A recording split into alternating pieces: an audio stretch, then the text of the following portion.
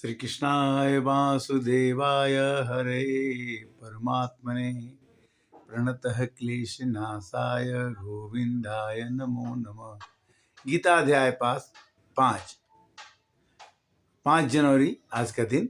और आज हम ये सुनना चाहेंगे और बताना चाहेंगे कि गीता का 5वां अध्याय जो श्री ज्ञानानंद जी द्वारा गीता मनीषी के द्वारा हिंदी में गद्य रूप में जो लिखा गया है उसकी चर्चा हम आपसे करेंगे, क्योंकि भगवान के नाम का चर्चा करना ही भगवान का भजन है, भगवान का पूजन है।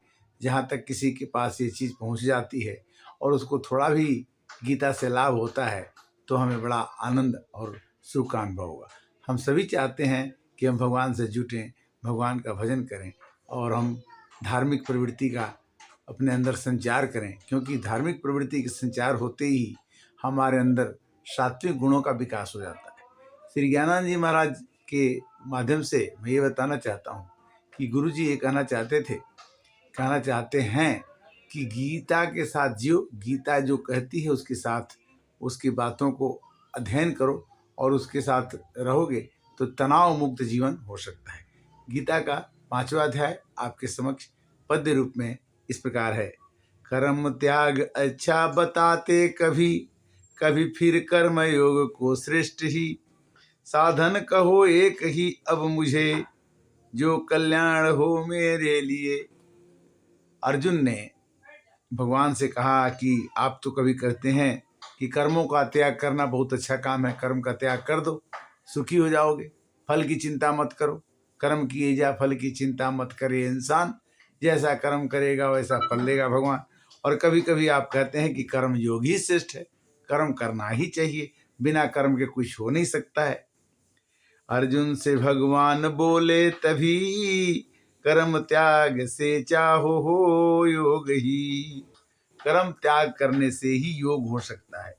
दोनों ही कल्याणकारी है ये, मगर श्रेष्ठ है कर्म ही त्याग से। कर्मों के त्याग से ही श्रेष्ठ कल्याणकारी भावना होगी। कर्मों का त्याग का श्रेष्ठ क्यों बताया गया कि जो भी कर्म करो आप सर्वजन हिताय सर्वजन सुखाय करोगे तो ये कर्म जो है, ये वाला कर्मों का फल का त्याग जो है आपको श्रेष्ठता की ओर ले जाएगा। किसी से न राग अवर न द्वेष ही, समझ सन्यासी है वर्जन वही। सन्यासी वही है जो किसी से द्वेष नहीं करता है और किसी से राग नहीं करता, मैंने प्रेम नहीं करता। जिस पर असर न द्वंद्वों का हो, बंधन से हो मुक्त ही सहज हो। वही आदमी बंधन से मुक्त हो सकता है जो राग न रखे किसी से, द्वेष न रखे किसी से। और सन्यासी वही है जिसके अंदर में राग और द्वेष यानी किसी के काम के प्रति आसक्ति, हम कोई अपना काम करते हैं अपना समझ के और कोई इसमें बाधा डालता तो हम उससे राग करते हैं, द्वेष करते हैं।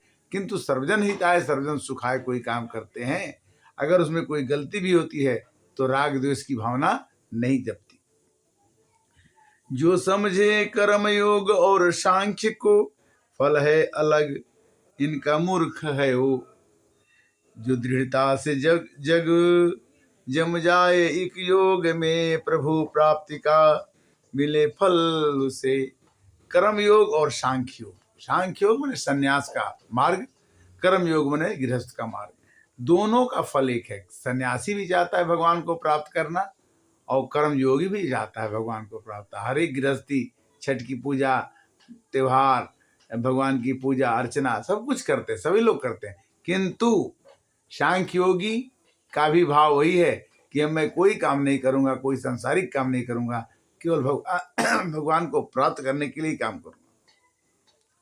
मिलता है ज्ञानी को जो परम धाम, वही पाए जो करता निष्काम। निष्काम कर्म क्या है कि कर्म तो कर दो, फल की चिंता मत करो, यही निष्काम कर्म है। अगर जो कोई निष्काम काम करता है वो परम धाम का अधिकारी है। जनक जी ने किया, दशरथ जी ने किया, बड़े बड़े लोगों ने जो धार्मिक विचारधारा में आते हैं, वो अध्यात्म जो अपने लिए काम करता है कि मेरा ही सब कुछ हो जाए, अपना परिवार ही सब कुछ हो जाए, वो निष्काम नहीं हो सकता। जो सबके लिए काम करता है वह निष्काम कर्म होता है। जो देखे कर्म सांख्य को एक ही, नजर देखने की है उसकी सही। कर्म योग और सांख्य योग दोनों एक ही है। सन्यासी, गृहस्थी से ही सन्यासी हो जाता आदमी, और सन्यासी तो सन्यासी है ही। बस में है तन और सभी इंद्रियां, अंतःकरण जिसका निर्मल हुआ। सभी जीवों को समझे अपने समान, कर्मों में न हो बंधन बंधायमान। अपने कर्मों में बंधन में मत करो कि ये मैं करूंगा तो होगा, नहीं करूंगा तो नहीं होगा। अगर आप जो कोई काम नहीं करते हैं वो काम हुए बिना नहीं रहेगा, और जो आप नहीं कर पाएंगे वो भी भगवान कर देंगे। तो निर्मल मन होना बहुत जरूरी है, और सबके अंदर समानता की भावना होना बहुत जरूरी है। सभी जीवों को समझे अपने समान।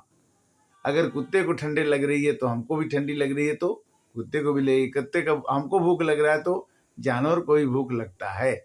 हमें सबको समानता की दृष्टि से देखना चाहिए। कर्म योगी जो तत्व को जानता, नहीं करता मैं कुछ यही मानता। कर्म योगी ये करे।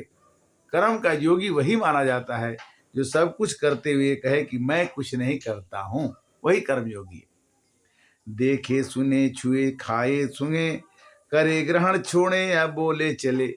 हम खा रहे हैं तो मैं खा रहा हूं नहीं, हम खा रहे हैं। हम खा रहे हैं मतलब आंख देख रही है, दांत खा रहा है, पेट पचा रहा है, कोई खाना बना रहा है, तो इसमें हम हैं, मैं नहीं। मैं खाता हूं प्रॉब्लम, हम खाते हैं यानी सब चीजों का सम्मिलित लोगों का समूह मिलकर के ही काम हो रहा है, अकेले काम नहीं हो रहा है। इस भावना से अगर काम किया जाता है तो आंखों को खोले या बंद करे, लो श्वास जब स्वप्न ले या सोए, वो समझे कि है कर्म ये सभी, बरते इंद्रियां अपने विषयों में ही। आंख का काम देखना, मुंह का काम खाना, नाक का काम सुनना, कान का काम, हर एक व्यवहार का डिपार्टमेंट बना हुआ है, और हर एक विभाग अपने अपने काम कर रहे हैं। इसमें अपने को कर्ता के रूप में मान करके मनुष्य बंधन में फंस जाता है। कर्म सौंप दे जो प्रभु को ही सब, मोह ममता भी छोड़ देता है जब। नहीं लिप्त होता कभी पाप से, पत्ता कमल का जो जल में रहे। कमल का पत्ता जल में रहता है, किंतु पानी की बूंद उस पर डालो तो बिना स्पर्श किए ही नीचे चली जाती है। कमल का पत्ता साफ का साफ ही रहता। उसी तरह से अपने सभी कर्मों को भगवान को सौंप दीजिए। कर्म होने के बाद आपके अंदर थोड़ा भी उसका राग और द्वेष नहीं रहेगा, जीवन सफल हो जाएगा। मन बुद्धि देह और अंगों से भी किन्नित अंतःकरण शुद्ध करने को ही, कर्म करते निष्काम योगी सदा। सभी ओर से तज के मोह ममता, मोह और ममता को त्याग दीजिए और निष्काम योगी बनिए कि जो भी हम काम कर रहे हैं प्रभु, हम दुख भी भोग रहे हैं, सुख भी भोग रहे हैं, केवल आपके लिए भोग रहे हैं, समाज के लिए भोग रहे हैं। हम कर्तव्य निष्ठा उन्हीं के। नौ द्वार के देह में रहता हुआ, सभी अंगों को रखे बस में सदा। न करता न करवाता है कुछ कभी, स्थित रहता सुख से प्रभु में वही। इस शरीर में 9 द्वार हैं, 9 द्वार का देह है, और सब अंगों में न कोई कुछ कर रहा है न कोई करवा रहा है। स्थिर प्रभु इसमें बैठे हैं। जैसा हो रहा है करते हो तुम कन्हैया, और मेरा नाम हो रहा है। बनाए न परमेश्वर कर्म करतापन, न कर्मों का ही करते हैं वे सृजन। भगवान आपके काम का सृजन नहीं करते हैं, अपने आप हो जाता है। और भगवान न काम आपके करते हैं, वो अपने आप हो जाता है। कर्म फल से संबंध जोड़े नहीं, स्वभाव से ही कर्म हो। ये सभी कर्म स्वभाव में ही हो रहे हैं। पानी पहाड़ से बहेगा तो नीचे बहेगा, पहाड़ के ऊपर नहीं जाएगा। गंगा जी बढ़ती है तो उनकी धारा के साथ जो बहेगा वो बहता है, किंतु ये कहे कि हम उसकी उल्टी धारा चलाएंगे तो संभव नहीं है। चलाएंगे तो आपको कष्ट होगा, बंधन में आप फंसेंगे। न लेते प्रभु हैं किसी का कभी, कर्म पापमय हो या शुभ कर्म ही। भगवान को कहो कि मेरा शुभ कर्म ले लो, नहीं लेंगे। भगवान को कहो मेरा दुख कर्म ले लो, नहीं लेंगे। क्यों? कि मगर ढक गया ज्ञान अज्ञान से, जिससे सभी जीव मोहित हुए। हम मोहित होकर के कि भगवान हमारे कर्मों का माफ कर देंगे, अमोहित होकर के कि हमारे भगवान हमारे कर्मों की सराहना करेंगे, हम अच्छा कर्म करते हैं। इसी मोह के बंधन में, हम अच्छे कर्मों के द्वंद्व में फंस करके भगवान को भी हम अपने भी हिसाब से देखते हैं कि भगवान हमें अच्छा कर्म करने से हमें मानेंगे। नहीं, अच्छा कर्म करने से आपको अपना ही फल मिलेगा, बुरा कर्म करने से आपको अपना ही फल मिलेगा। रामायण में तुलसीदास जी ने लिखा कि नहीं कोई सुख दुख के दाता, निज फल कर्म भोग सुन त्राता, जो जस करहि सो तस फल चाखा, अकर्म प्रधान विश्व करि राखा। मन बुद्धि जिनकी प्रभु में लगी, बने उसकी ही निष्ठा उसमें जमी। मान लो कि आप सरस्वती जी को मानते हैं तो ज्ञान की पूजा करने की, गणेश जी को मानते हैं तो बुद्धि मिलेगी, शंकर जी को मानते हैं तो आपको सब कुछ मिलेगा। कहने का भाव यह है कि हो ज्ञान से नष्ट पाप उनके सब, पुरुष ऐसे पाते गति परम तब। जब आप भगवान को मानने लगेंगे, भगवान को पूजने लगेंगे, तो आपको आपके काम भी हो जाएंगे और आपको परम गति भी प्राप्त होगी। विद्या विनय युक्त ब्राह्मण है जो, गाय हाथी कुत्ता या चंडाल हो। गाय में भी वही आत्मा है, चंडाल में भी वही आत्मा है, कुत्ते में भी वही आत्मा है जो ब्राह्मण में है। समदर्शी बन के सदा ज्ञानवान, देखे सभी को है एक समान। सबको एक समान देखने की, सिया राम मैं सब जग जानी, अकरहूँ प्रणाम जोरी जुग पानी।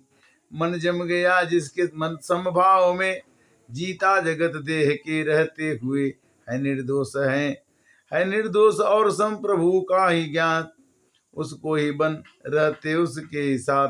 भगवान उसी के साथ देते हैं, भगवान उसी के साथ रहते हैं जो सबको समान समझता। हर्षित न होता प्रिय पाके जो, मिले अप्रिय तो न दुख को माने हो। खूब खुशी न हो जाए जब अच्छा हो जाए, अब बुरा होने पर दुखी न हो जाए।